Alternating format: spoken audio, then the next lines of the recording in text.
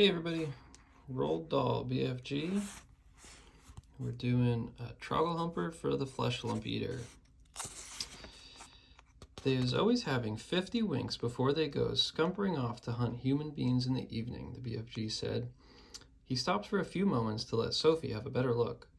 Giants is only sleeping every then and now, he said, not nearly as much as human beings. Human beings is crazy for sleeping. Is it ever occurring to you that a human being who is 50 is spending about 20 years sleeping fast? I must admit that it never occurred to me, Sophie said. You should allow it to occur to you, the BFG said. Imagine it, please. This human being who says he is 50 has been fast asleep for 20 years and is not even knowing where he is. Not even doing anything. Not even thinking. It's a funny thought, Sophie said. Exactly, the BFG said. So what I is trying to explain to you is that a human being who says he is 50 is not 50, he is only 30. What about me, Sophie said. I am 8. You is not 8 at all, the BFG said. Human being babies and little childers is spending half their time sleeping, so you is only 4. I am 8, Sophie said. You may think you is 8, the BFG said, but you has spent 4 years of your life with your little eyes open. You is only 4, and please stop higgling me. Titchy little snapper whippers like you should not be higgling around with an old sage and onions who is hundreds of years more than you. How much do giants sleep? Sophie asked. They is never wasting much time snozzling, the BFG said. 2 or 3 hours is enough. When do you sleep? Sophie asked. Even less, the BFG answered. I is sleeping only once in a blue baboon. Sophie, peeping out from her pocket, examined the 9 sleeping giants. They looked even more grotesque now when they were awake. More grotesque now than when they were awake. Sprawled out across the yellow plain, they covered an area about the size of a football field. Most of them were lying on their backs with enormous mouths wide open, and they were snoring like foghorns. The noise was awful. Suddenly, the BFG gave a jump in the air. By gum frog, he cried. I is just having the most wopsy whiffling idea. What? Sophie said. Wait, he cried. Hold your horse feathers. Keep your skirt on. Just you wait to see what I is going to bring about. He galloped off fast to his cave, with Sophie hanging on tight to the rim of the pocket. He rolled back the stone. He entered the cave. He was very excited. He was moving quickly. You stay where you is in my pocket, Huggy Bee, he said. We is doing this lovely bit of buckswashling both together. He laid aside the dream-catching net, but hung on to the suitcase. He ran across to the other side of the cave and grabbed the long trumpet thing, the one he had been carrying when Sophie had first seen him in the village. With the suitcase in one hand and the trumpet in the other, he dashed out of the cave. What is he up to now? Sophie wondered. Peep your head up good, the BFG says. Then you will get a fine winkle of what is going on. When the BFG came near to the sleeping giants, he slowed his pace. He began moving softly. He crept on his toes towards the ugly brutes. They were still snoring loudly. They looked repulsive, filthy, diabolical. The BFG tiptoed around them. He went past the gizzard gulper, the blood bottler, the meat dripper, the child chewer. Then he stopped. He had reached the Fleshlumpeater. He pointed at him. Then he looked down at Sophie and gave her a big wink. He knelt on the ground and very quietly he opened the suitcase. He took out of it the glass jar containing the terrible, nightmarish Trogglehumper. At that point, Sophie guessed what was going to happen next. Ouch, she thought. This could be rather dangerous. She crouched lower in the pocket so that only the top of her head and her eyes were showing. She wanted to be ready to duck out of sight very fast should anything go wrong. They were about 10 feet away from the Fleshlumpeater's face. The snoring, snorting noise he was making was disgusting. Every now and again, a big bubble of spit formed between his 2 open lips, and then it would burst with a splash and cover his face with saliva. Taking infinite care, the BFG unscrewed the top of the glass jar and tipped the squiggling, squirming, faintly scarlet Trogglehumper into the wide end of his long trumpet. He put the other end of the trumpet to his lips.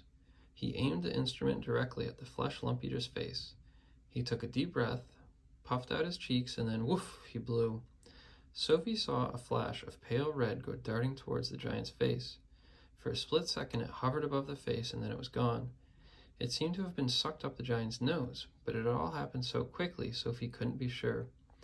We had better be skittling away quick to where it is safe, the BFG whispered. He trotted off for about 100 yards and then stopped. He crouched low to the earth.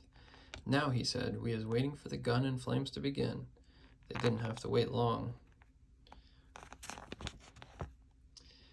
The air was suddenly pierced by the most fearful roar Sophie had ever heard, and she saw the Fleshlumpeater's body, all 54 feet of it, rise up off the ground and fall back again with a thump.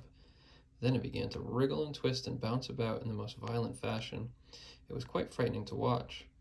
Yow! Roared the Fleshlumpeater. Ay, ow! He's still asleep, the BFG whispered. The terrible Troggle-humping nightmare is beginning to hit him. Serves him right, Sophie said.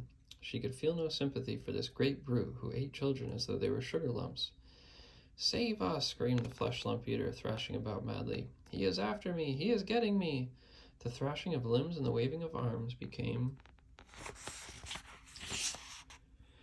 more violent by the second. It was an awesome thing to watch such a massive creature having such mighty convulsions. It's Jack, bellowed the Fleshlumpeater. It's the grueful, grunctuous Jack. Jack is after me. Jack is whack-crackling me. Jack is spike-sticking me. Jack is splash-plunking me. It is the terrible, fright-swiping Jack. The Fleshlumpeater was writhing about over the ground like some colossal, tortured snake. Oh, spare me, Jack, he yelled. Don't hurt me. Who is this Jack he's on about? Sophie whispered. Jack is the only human being all giants is frightened of, the BFG told her. They is all absolutely terrified of Jack. They is all hearing that Jack is a famous giant killer. Save me, screamed the Fleshlumpeater. Have mercy on this poor little giant. The beanstalk, he is coming at me with his terrible spike-sticking beanstalk. Take it away, I is begging you, Jack. I is praying you not to touch me with your terrible spike-sticking beanstalk. Us giants, the BFG whispered, is not knowing very much about this dreaded human being called Jack. We is knowing only that he is a famous giant killer and that he is owning something called a beanstalk. We is knowing also that the beanstalk is a fearsome thing and Jack is using it to kill giants. Sophie couldn't stop smiling. What is you giggling at? The BFG asked her, slightly nettled. I'll tell you later, Sophie said. The awful nightmare had now gripped the great brute to such an extent that he was tying his whole body into knots. Do not do it, Jack, he screeched. I was not eating you, Jack. I is never eating human beings. I swear I has never gobbled a single human being in all my wholesome life. Liar, said the BFG. Just then, one of the Fleshlumpeater's flailing fists caught the still fast asleep, meat-dripping giant smack in the mouth. At the same time, one of his furious, thrashing legs kicked the snoring, gizzard-gulping giant right in the guts. Both the injured giants woke up and leapt on their feet. He is swiping me right in the mouth, yelled the meat dripper. He is bung-swoggling me smack in the guts, shouted the gizzard-gulper. The two of them rushed at the Fleshlumpeater and began pounding him with their fists and feet. The wretched Fleshlumpeater woke up with a bang. He awoke straight from one nightmare into another. He roared into battle, and in the bellowing, thumping, rough and tumble that followed, one sleeping giant after another either got stepped upon or kicked. Soon, all 9 of them were on their feet, having the most almighty free-for-all. They punched and kicked and scratched, bit and butted each other as hard as they could. Blood flowed, noses went crunch, teeth fell out like hailstones. The giants roared and screamed and cursed, and for many minutes the noise of battle rolled across the yellow plain. The BFGs smiled a big, wide smile of absolute pleasure. I is loving it when they is all having a good tough and rumble, he said. They'll kill each other, Sophie said. Never, the BFG answered. Those beasts is always bishing and walloping at one another.